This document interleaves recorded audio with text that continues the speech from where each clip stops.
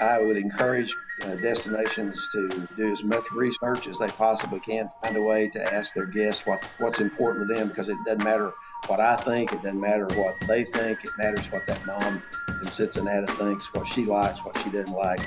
Does she feel safe in coming here, and all those kind of things. Today's episode is brought to you by Relic. As many of you know, I own an advertising agency called Relic, and we work specifically with tourism destinations. If there's any of you that are struggling with what to do next, or you've tried agencies that don't specialize in tourism, or if you've been using the local flavor for years and years and you're just looking for something new, I would say give us a call. Give us the opportunity to take a look at your plans, see what you're doing. Use our tourism knowledge and industry specialty to examine everything from your brand to your tactical execution and make recommendations of how to help. We'll do that assessment for free. We'll give you those recommendations for free. And if you like what we say, maybe you can hire us to execute on those plans. So kind of a risk-free opportunity to have us take a holistic look at everything you're doing, provide some recommendations, and you can kind of see us in action. If you're interested in having us do something like that, please send me an email directly at adam@relicagency.com. I would love to set that up with my team. Hello, everyone, and welcome to another episode of the Destination Marketing Podcast. I'm your host, Adam Stoker.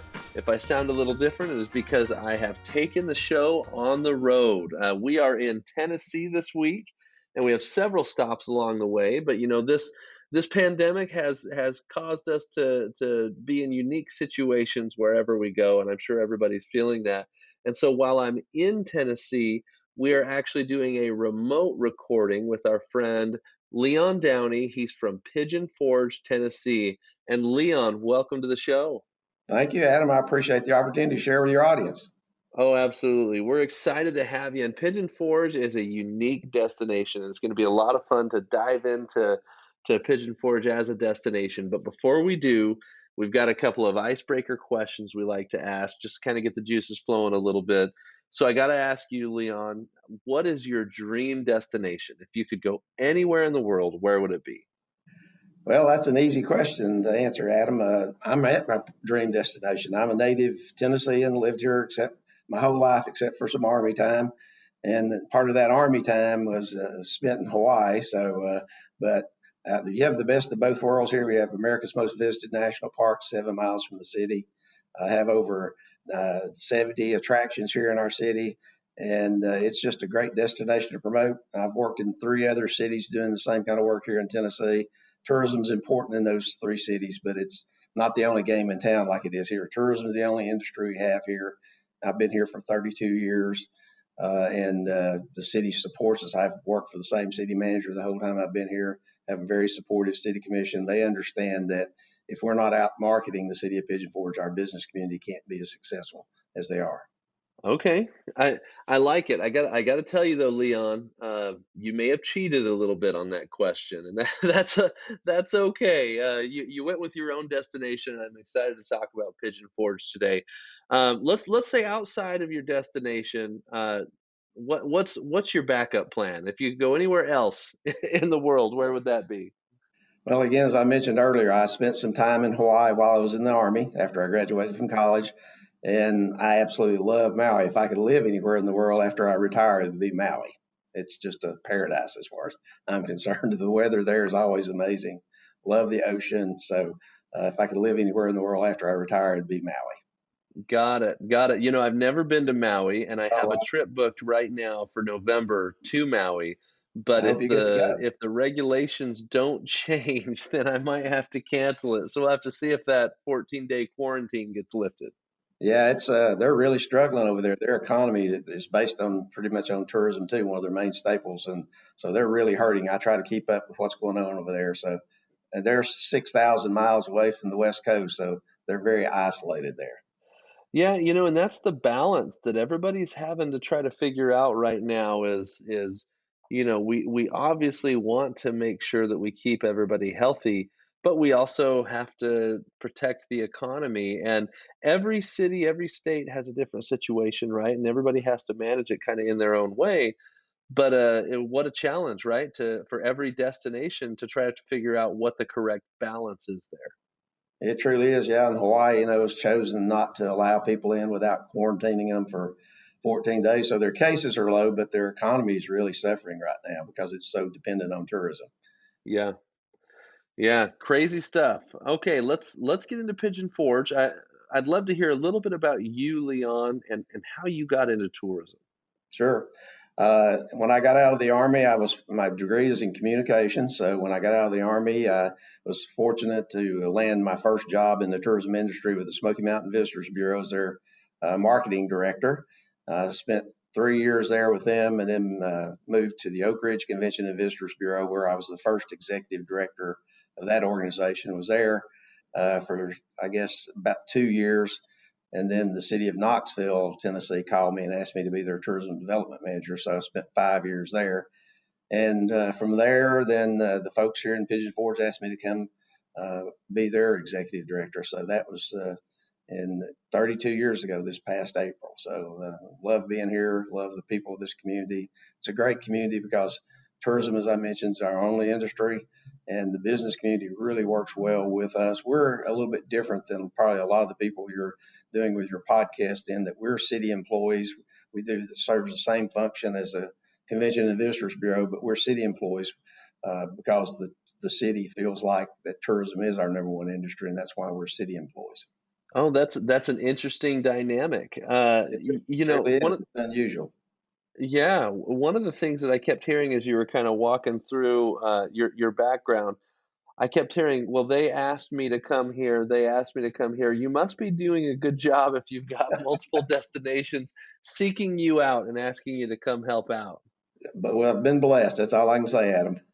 That's great. That's great. Well, let's talk about Pigeon Forge. You gave me a little bit of an overview of Pigeon Forge as a destination. Tell me what you feel like is the competitive advantage that Pigeon Forge has that maybe other destinations don't. I know you've got access to the national park that's very close, 8 miles away, I think you said. Right. Uh, what's the essence of Pigeon Forge? Well, one of the big things for us is that we're centrally located in the eastern part of the United States. We're within a day's drive of two-thirds of the U.S. population east of the Mississippi River. We have excellent interstate access with I-75 north-south, I-40 east-west, and I-81 out of the northeast. So we're primarily a drive destination, and that works well for us. Even when the economy's bad, when gas is high, we continue to do well. We were down. The only time that I've been here in 32 years that we were been down in tourism is in 2008 when the economy crashed. We were down 8%. In 2009, we were down 4%. And until this pandemic hit, we'd never been down in all those period of times. Each year, the economy grows here. And again, the other thing that a lot of people might not know about this destination is we do a lot of research, and it tells us that any season of the year, at least 80% of the people who come here are repeat guests. And many of those people come multiple times throughout the course of the year. And I think the reason they come is because Pigeon Forge, again, is unusual in that we're never static. There's always new attractions, new hotels, new restaurants. There's always something new for people to come and see and do here. So these people have an ownership of this destination. The other thing that works for us that's unique is that we have our sister cities to the south of us is Gatlinburg, which is 7 miles down the road, and adjoining our north city boundary limits is the city of Sevierville. So there's three destinations here that most people see as one destination. If you're from Birmingham, Alabama, you get out, walk out your front door here, and you see the Great Smoky Mountains. You can't miss the Great Smoky Mountains. So when you ask these guests where they went on vacation, they'll say the Smoky Mountains. But when you delve down into it, they'll say that, well, I stayed in Pigeon Forge. But the research is very clear that when people are here, they're visiting all three cities and spending money in all three cities. So that really works in our benefit. That we have a great location. We have our sister cities that our guests see as one destination, and we're never static. It's a great city to promote. It's easy to promote this city, and it's a family vacation destination. That's what we're all about: is family vacations. Well, that brings up a question for me, Leon, and that's that you've got these sister cities that are really close. The research shows that the visitors are seeing these three destinations combined as one destination. How do you work together with those other two destinations and make sure that your messaging and marketing is kind of unified? That's a great question, Adam. We're friendly competitors. I mean, Gatlinburg wants the visitors to stay there and spend all their money there, and Sevierville wants the same. So do we. But we all realize that we're interdependent on each other. So if Gatlinburg's successful in attracting visitors, or Sevierville's successful in attracting visitors, then we win. Again, the research, we do a lot of research, and our guests are spending money in all three. And what we do in major markets like Chicago, that none of us have enough media in because it's such an expensive media market. The three cities go together to Chicago and to places like Washington, D.C. And at that point in time, we promote the Smoky Mountains rather than individual cities, because somebody in Chicago may never have heard of Pigeon Forge, Tennessee, or Gatlinburg or Sevierville, but they more than likely have heard about the Great Smoky Mountains. So we work really well with each of our sister cities and our counterparts. Our staffs work very well together and do a lot of joint promotions together in bigger markets where none of us have enough media dollars to make much of an impact. Awesome. Yeah, it sounds like you guys have found that healthy balance between when you separate your funds and when you join them together and help each other out. Sounds like a pretty healthy relationship. It truly is. It works for all three of us in all three cities, and our city managers and city commissioners all realize that we have to work together to be successful. And that's just one way we work together. They work together with highways, through transportation, through water, through landfill, all of those things. The three cities in the county work very closely together because we're so dependent on each other. Got it. Okay. Well, I know one major attraction within your destination is Dollywood, and obviously Dollywood is world famous, and it's a theme park, and as most theme parks, when COVID hit, everything changed. Do you mind walking me through a little bit about kind of what that experience was like and what that timeline has been for Dollywood and Pigeon Forge? Sure. Dollywood is the most ticketed attraction in the state of Tennessee. They had almost 3 million visitors last year. And so they got shut down when the state of Tennessee had shelter in place order came down from the governor. It was actually Dolly was on the park. They were getting ready to open the park the first weekend in March. And they opened to their season pass holders and media. And then the next day they were planning to open to the park. And that's when we had to shut down the park, shut down the city basically. And they reopened when the Tennessee Pledge, which is the guidelines that allowed our business community to reopen. They reopened on June the 15th. And they've had to make, I think the president of Dollywood told me they had to make over 700 operational changes to their business model in order to reopen. They had a plan for each restaurant, each ride, each retail outlet. They had to make a separate plan for reopening each of those stores and attractions. So they made, like I say, 700 operational changes. They're taking Wow. temperatures when they come in. When our guests come in the park, they're making them wear masks. And they've put sanitation stations throughout the whole park. So they've made a huge change. Of course, it's limited the number of people who can come to the park. It's an economic driver. It's the largest employer in our city and in our county. So it's really devastated a lot of people because they've had to limit how many people can be on the park at any one time. Got it. Wow, that is a huge change. I mean, 700 operational changes is not just like, oh, hey, let's put a mask on and call it good. I mean, they went through every process they have That's and exactly. tried to make sure it's operational for COVID. Their plan was amazing. They went through it with us. It was just, I mean, how much detail went into it so that they could reopen safely to keep our guests safe and to keep their employees safe. And people, I think I saw on TripAdvisor where people are saying that they feel very safe there now, even through the pandemic, because of the changes that Dollywood has made. For instance, they have 40 different music shows a day at the park. But all those used to be indoor theaters primarily.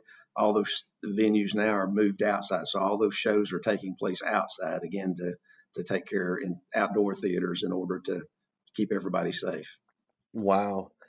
That's got to be such a fascinating thing to see, and I would imagine that with all the pent-up travel demand that's out there, as soon as they opened their doors, they were busy again.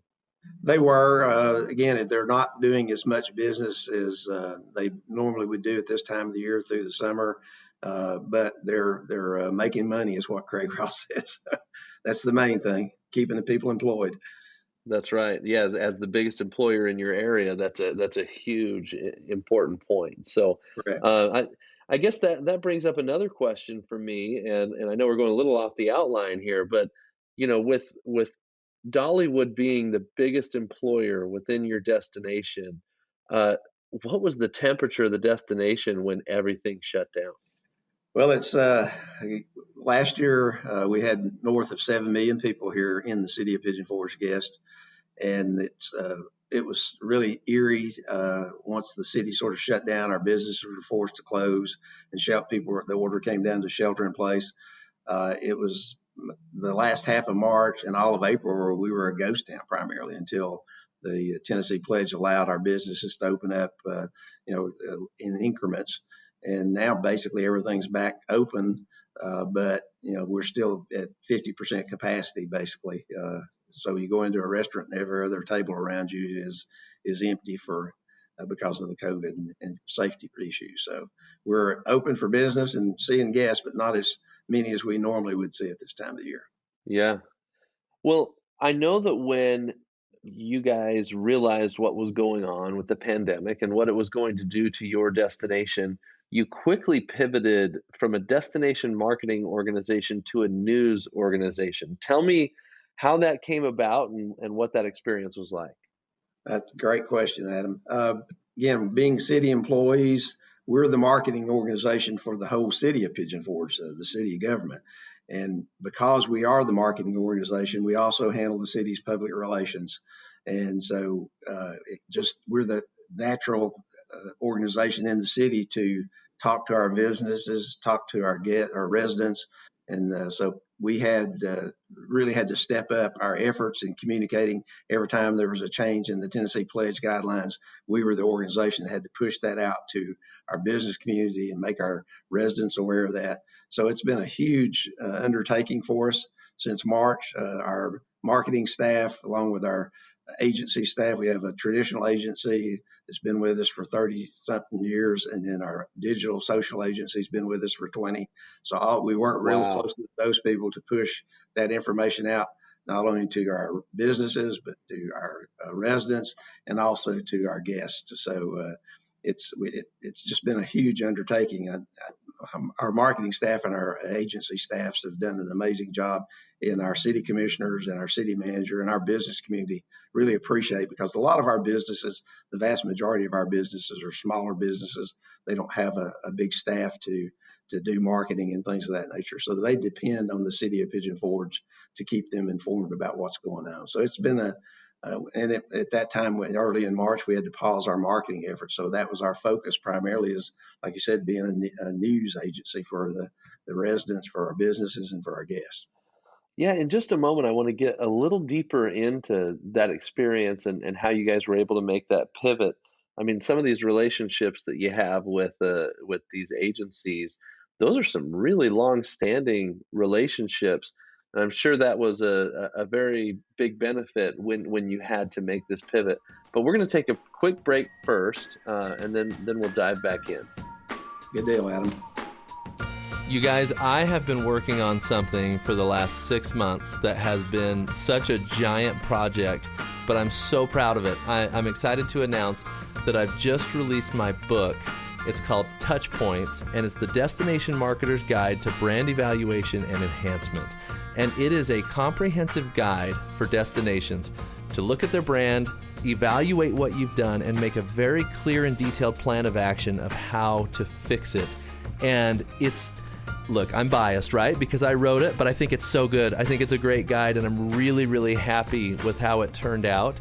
And I wanted to tell you guys about it. It's available on Amazon. Search Touch Points by Adam Stoker, and you'll be able to get that book for your destination. And I think it's going to be, especially for anyone that is trying to look at their brand holistically, this is the book for you. So check it out. So Leon, you've stuck with your traditional agency, you said, for 30 years, and you're obviously, it predates you being at Pigeon Forge, and then you've stuck with your digital and social agency for 20 years.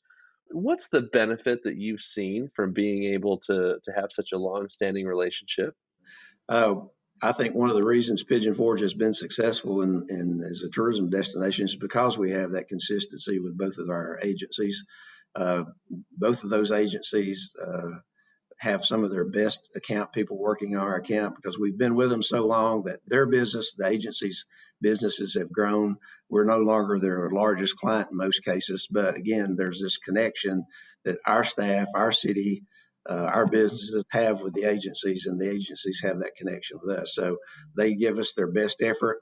We talk to those folks on a daily basis. I mean, they're here all the time. Actually, the digital agency's out of Austin, Texas, but they have a person in Nashville that works for us down there full time. And so we go through agency reviews. We have to go through agency reviews every 5 years or so. And in the agency reviews that they've done in the time I've been here, the committee, I and the city manager don't have a vote in that, or none of the city commissioners have a vote in whether what agencies, it's the business community that backs us. And each time they go through the agency reviews, they have always said, well, why would we go away from these two agencies? Because we've got the best, and they know us and we know them. So it's a really great relationship to have. A lot of communities I know go through different agencies, turnover all the time, but we have that consistency with them. So they understand how Pigeon Forge businesses work, how Pigeon Forge government works. And again, those businesses in town call on our agencies for advice, and they give advice to them. It's just a great working relationship. Yeah, it sounds like it. And some of our people listening might be sitting there thinking, no relationship is perfect. There's got to be bumps in the road here and there, and I'm sure there have been for you. So knowing that you've been with this agency or these agencies for this long, how do you handle it when there's a bump in the road, when there's a problem or a mistake, and you have to address it with the agency? Well, we just have to be open and honest. If we've made a mistake or they've made a mistake, then we have to. We're friends. It's business, but we just have to do the right thing. And you're exactly right. We've had issues sometimes that we just that are thorny, but you address it head on and move on. It's always worked out because they're trying to do the right thing and we're trying to do the right thing. And again, we have that, it's a bond of friendship that we have. And so you don't ever do anything that's jeopardize that friendship and that relationship. Got it. Okay. Well, I want to go back a little bit. You mentioned that you guys had to pivot to a news organization.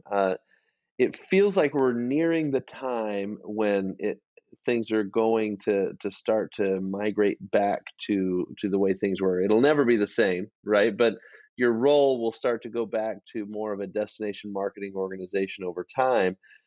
Have you guys thought a lot about how and when that transition takes place, or are you still kind of in the middle of it? What does that look like for you?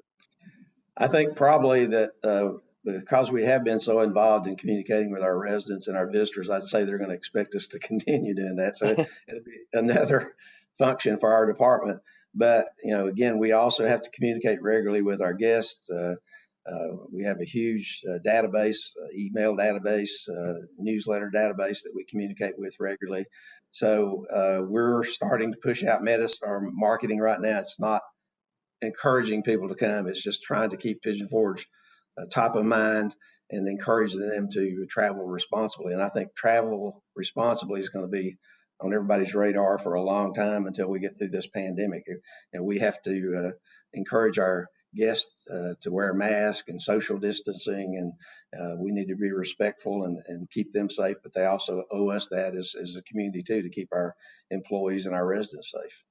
Yeah, yeah, that makes sense. So your recovery campaign right now, as far as where you're at, is still in the keep it top of mind, but we're not doing acquisition marketing at this time. Correct. Yes, it's just letting people know we're here, and when they're ready to travel, we're here, and that our businesses are open, even though they're at this point in time, again, what's the word I'm trying to say? They're not at full capacity because of the guidelines from the state of Tennessee. Yep. Okay. So, from a tactical standpoint, when you are able to do acquisition marketing again, have you guys kind of outlined what your tactics are going to be and how they're going to be different than what they were before? Uh, we have, again, we'll meet with the agencies when we start getting back into marketing. And the other thing too, Adam, that we do, it's real easy for us to do is because when people are here visiting, they're here as guests primarily. We're not like the other three cities where I've worked where tourism is just part of the game. Here, tourism is the only industry, so we do a lot of research. We ask our guests constantly what they like, what they don't like, what they want to see more of, what they don't want to see more of, and all of those. So we're constantly asking our guests those kind of questions. So we're learning what they in this pandemic what they and the big thing right now is they want to be assured that we're doing things safely here is what the research is telling us before they come back. So it's just you can't ask enough questions. You can't do enough research, in my opinion. And in a lot of destinations, in my experience, the other three destinations where I've worked in Tennessee didn't have the ability to do the research that we do. If you're in a city like Knoxville, Tennessee, you have business travelers, you have transit people on the interstate, and then you also have convention meetings and tourists as well. So it's really hard to do the kind of research that we're able to do here because tourism is the only industry here. So it's just constantly asking them what they want to see more of and what they feel safe with right now is what we're doing. Yeah, that's a real advantage for you to be able to know that who you're talking to is one specific type of visitor, and you're not getting your answers skewed in the research because you've got one type of traveler. I think that's an interesting benefit that you guys have. It truly is. It's unique, and that's a word that gets overutilized a lot. But I mean, tourism is the only game in town. To give you a perfect example, Adam, how dependent our tourism industry is here.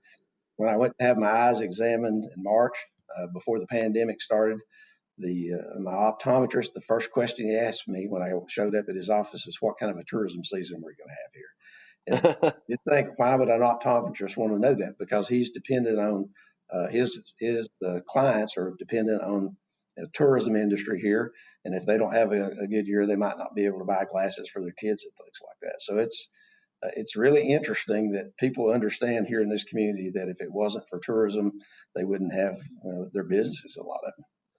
Well, I see a couple of benefits from that for you and your office. One is the residents of your community have never understood better the value that you bring to the community. And that's always got to be a refreshing thing to have people understand what you do and the impact that you have on the community. I know there's some destinations that maybe it's not so easy to answer that question. And so that's really interesting. What other benefits or positives do you feel have come out of the pandemic for you and your team? Again, I think it's brought the community closer together. We had a major wildfire here in 2016, in November of 2016, which brought our community together with our businesses and our residents. And this, again, we're used to going through difficult times and pulling together. And I think that's part of the resiliency that we have here as a destination, not just in Pigeon Forge, but our sister cities of Gatlinburg and Sevierville too. And again, working together with them, even though we're friendly competitors, we rely on each other so much in so many ways that we're blessed to be this close to the Great Smoky Mountains National Park, which is America's most visited national park. And this park also is different, unique in that it doesn't have an admission charge. So last year they had over 12 million visitors in this national park. And I think, again, because there's no admission charge and because we're so centrally located in the eastern part of the United States and we're a drive destination, even in tough times, it seems like in the 32 years I've been here, this destination does a lot better than other destinations that I'm familiar with that depend on flights and things of that nature. Yeah, which makes COVID an even bigger shock to the system, right? When you guys have outperformed a lot of other destinations and other crises like the recession in 2007, 2008, or 2008 to 2009, excuse me, 9/11. You guys probably outperformed the competition, but when everything shuts down, you Yeah, know, that's a game changer. it truly is. and every destination is going through the same thing we are. We had the fires in 2016, and so we focused on the recovery message in that and let people know we're here. But every destination in the world is dealing with the same things we are right now, unfortunately. Yep. Yep. Well, you touched on it earlier. You said, "Hey, we've been talking to the community so much that I expect they'll want us to continue when this is all said and done." What else do you see as far as changes or pivots that you've made that you think will continue after things, whatever this new normal turns out to be, that it'll continue to be a part of your process? Good question. I have to think about that a minute. Again, I think we're always going to continue to work closely with our business partners, and even our residents depend on us. We do newsletters on behalf of the city of Pigeon Forge that the city manager and the city staff, uh, help us with to provide information to our residents. The other thing about that is we only have 6,238 permanent residents, but that's pretty amazing to be such a Well, small. considering your visitorship, that's wild.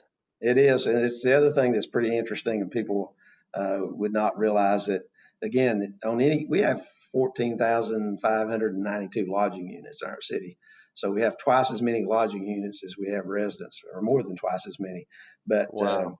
yeah, so uh, but then you think about the infrastructure that is required to provide that many services, city services like water and sewer. Even though we only have 6,238 residents, we have a water treatment plant that produces 11 million gallons of water a day. Same with wastewater. We have 68 sworn police officers because on any day you can have 50,000 or more than 100,000 people here when we have events in town. So and our residents have to, realize. Uh, I'm sure they don't like the traffic that some of our events create, but they also understand that tourism is what keeps their taxes low. We have the best city services that you could possibly have. So it's a really unique situation here. I've got to imagine the unemployment is low in Pigeon Forge. It has been up until this time. Well, We yeah, have good point. less than almost full employment. Basically, everybody that wanted a job could be working before the pandemic. Well, I'm hoping that at least that portion of normal returns as quickly as possible for Pigeon Forge. Uh, Leon, what do you think the next 6 months looks like for your destination? Well, I think we'll probably still be dealing with COVID for the next 6 months or so. And so responsible travel is going to continue to be our messaging and letting people know that they can safely travel here and how our businesses are keeping them safe. So I think that's what we're promoting right now is the outdoors, like the national park, about rafting on the river. And then starting November, in early November, I think it's the 13th, we have the three cities have worked together for over 30 years to do Smoky Mountain Winterfest, which has turned into an off season into a major shoulders season for all three cities. We put up each city puts up winter light displays. Dollywood puts up over 6 million winter lights, and we leave those lights on through February. So we'll be promoting. That's something that you can do. Drive around out in your car and not be, socially distanced in that way. So we're fortunate to have all these outdoor activities available here, plus the winter lighting program. We think that probably between the three cities, we have about 15 million winter lights that we put up now after Wow. doing this. So it's a winter wonderland, and people, it's a great time to be here. And again, this is probably the thing I'm most proud of is being involved in the creation of Smoky Mountain Winterfest 31 years ago. Get the three cities to work together with Dollywood, our largest attraction in the market, and it kept it before that time. Back in the late 80s, people were laid off at the end of October when Dollywood closed. The leaves fell off the tree, and unemployment was up in the 20% range. So we've taken what was an off season and turned it into a major shoulder season by working together with our sister cities and with our business community. That's amazing. And I think collaboration is going to get more and more important the longer this pandemic is something we're dealing with. Great. Leon, you've been at several different destinations. You've seen a lot over the course of your career.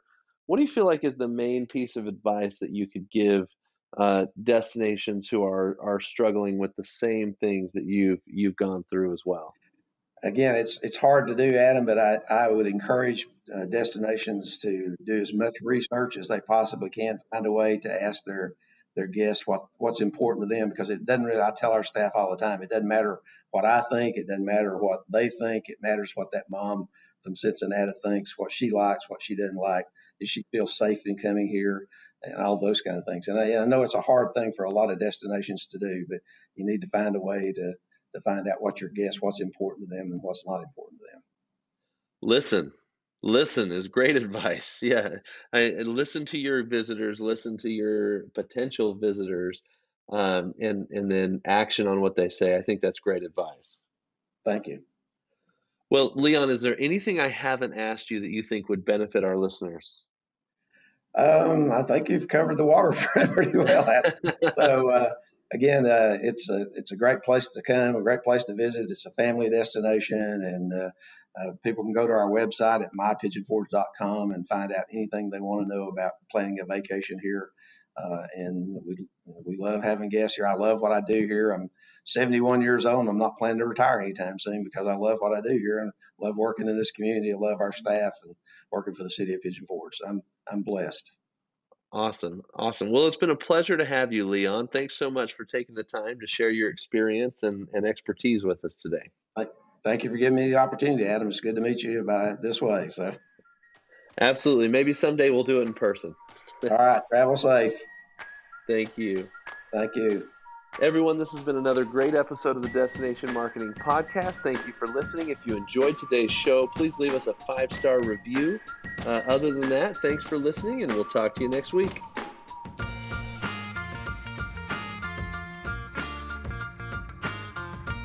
Okay, everybody, we've been talking about recovery for a while now, and my team at Relic has been working on recovery campaigns for several destinations over the last couple of months. They've actually developed a pretty amazing, we'll call it an algorithm, to know when it's safe to do acquisition marketing in a market. And so what I mean by that is you've got government regulations, you've got, how is the virus affecting that market, whether there's been a decrease in cases or a decrease in deaths in that market.